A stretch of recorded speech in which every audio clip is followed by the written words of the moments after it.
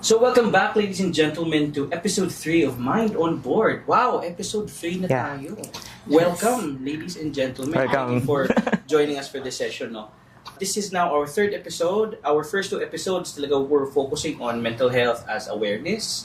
Tapos our 2nd episode, mas nag-focus po tayo dun sa ano ba yung kultura ng mental health. Lalo on board, rather. Yeah. Kasi male-dominated pa din, meron pa din mga mindset na dapat macho yung mga, diba? And I think it's a really good perspective now that we're joined here with 3 of our cruise fleet members naman from, in our perspective on how we manage the crew.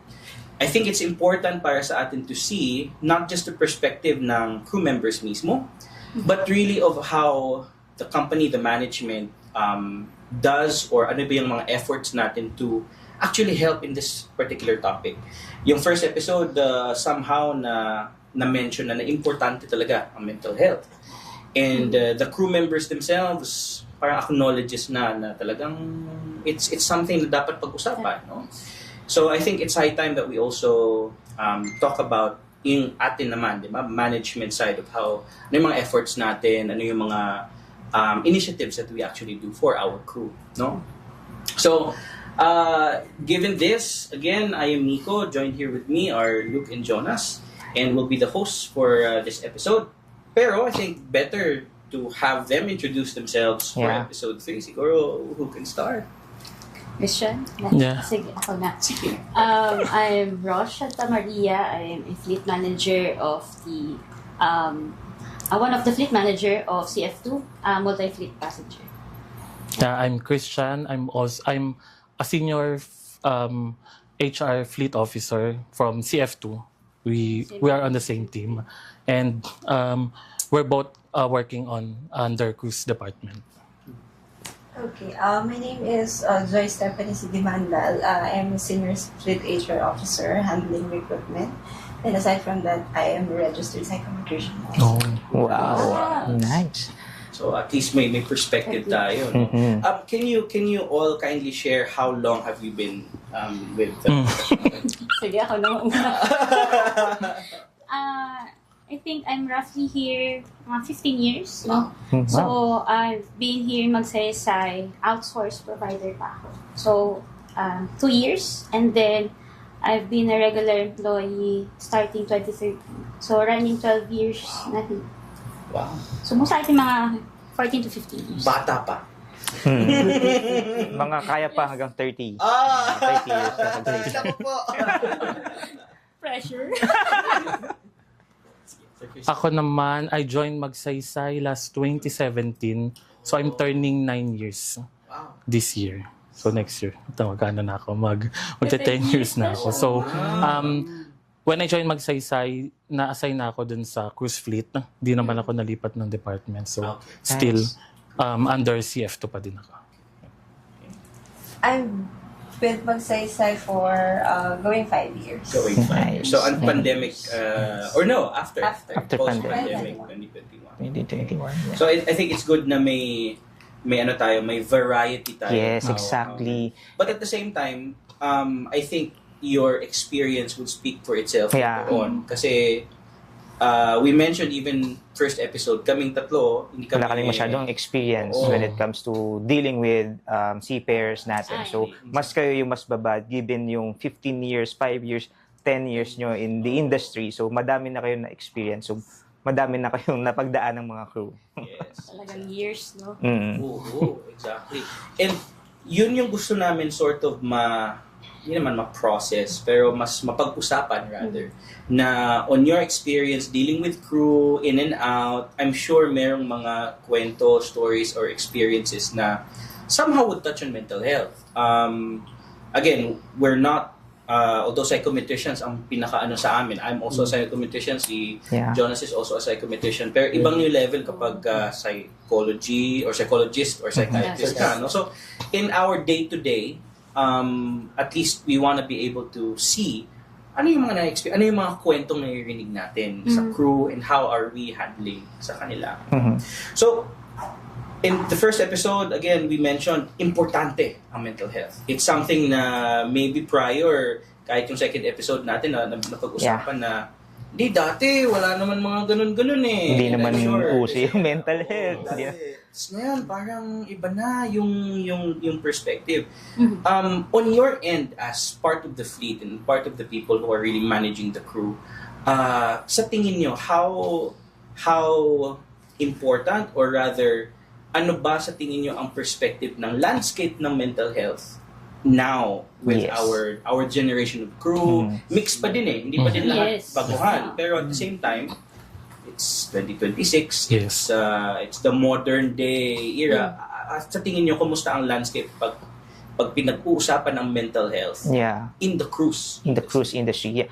Parang ano siya, kamusta siya noon tsaka sa ngayon? What is the gravity ng mental health? Kasi previously dun sa episode 2, napag-usapan din na magkaiba yung generation. Yes. Kasi Yeah, totoo. yung si Sir Alexander, he explained to us na 30 years na daw siya sa Oo. industry. So, Throughout, nakita niya daw kung paano nag-evolve Yeah. Totoo. ang industry. So, it would be much better kung mapakita niyo sa amin kung ano yung na-experience niyo as Sa, a yeah. Lalo handling the crew, mga kwento nila, etc. Anybody can? Well, for me, no, talagang meron siyang drastic, hindi naman drastic, pero emerging, tawag doon, awareness when it comes to mental health. Lalo na sa passengers. Sa passenger cruise lines kasi, mas madaming variety of personality. No? And mas madaming, kumbaga, sa iba't iba silang industry bago sila pumasok sa pagiging, Yes. sa pagbabarko, no? So, mas aware sila when it comes to mental health, overall well-being, aside sa pangangalaga ng physical body nila or well-being nila. Mental health, ganun. Yes. No, so ngayon mas prioritize nila yung pagiging peaceful, no? Less stress and work-life balance. I So see. mas priority nila yun, lalo na Gen Zs, millennials, no? Sila yung talagang kumbaga, lalo na millennials pala, no? Sila yung talagang ng past, Start, yes, Aha. in, tawag doon, addressing the mental health. Yeah. Yun siya. How about you, Sir Christian? Oh, I have to agree with Rosh, no. And then yung trend din natin do sa mental health like 5 years ago kasi 'di ba especially nung naranasan natin yung pandemic, Yes. 'di ba? Especially yung mga crew natin na ang only bread and butter nila is yung Right. trabaho nila as seaman. And during the time na pandemic, syempre napauwi silang lahat. So wala silang any parang other or alternative sort of income. So medyo nahirapan sila din noong time na yon. At sa ngayon kasi siguro tingin ko global awareness na rin. Kaya mas napag-uusapan yung mental health. And good thing na din na parang nagiging topic siya ngayon kasi importante talaga na ma-discuss yung awareness natin for the mental health. Ako similar lang din sa kanila, but I've seen a noticeable shift with mental health. Like, if we'll compare it 5 or 10 years ago, kasi parang before it, like a silent lang. Yeah. No? Yeah. Parang, ngayon kasi, parang there are more people na brave to open Yes. their Oh. feelings. Mm-mm. Yun sa akin. Right. Yeah. Yeah. Before kasi para siyang considered parang silent siya. So seafarers overall parang ini-entail nila dapat endure mo yung stress kasi nasa high pressure environment ka, no? So stress is very visible sa environment nila.